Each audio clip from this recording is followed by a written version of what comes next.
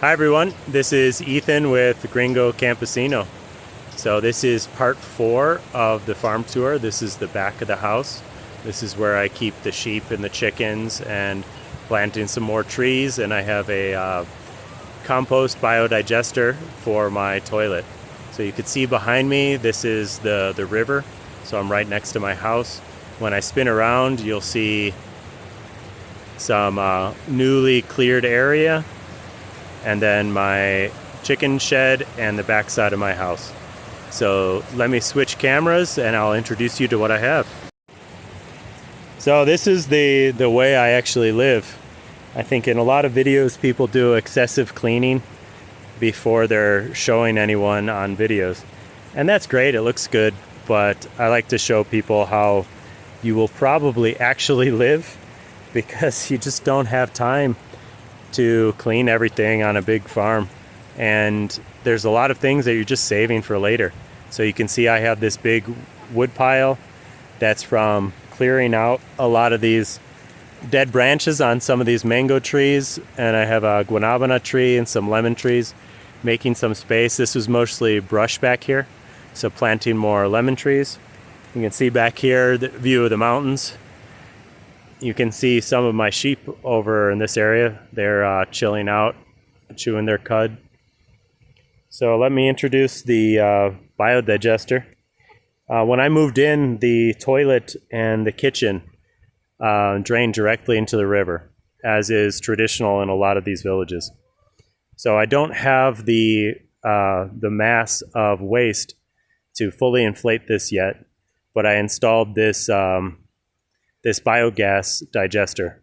So my toilet flows into this, and it should inflate soon when I can get some more gas, when I can get some more residue going into there. Over here, I have an old chicken house that I modified to fit the sheep and the chickens. So here the affordable building material is bamboo. And I took some old planks of wood and I built some doors. Very simple, but functional. You can see the little baby there. He's only about 3 days old. He's hiding on the other side of Mama now. But she's a good mom. She's taking care of him. And so I'll give you a quick tour of the sheep shed.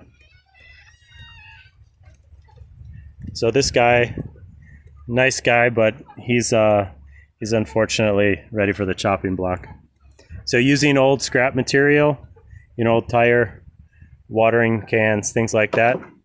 Everything's bamboo, or what we call here guadua.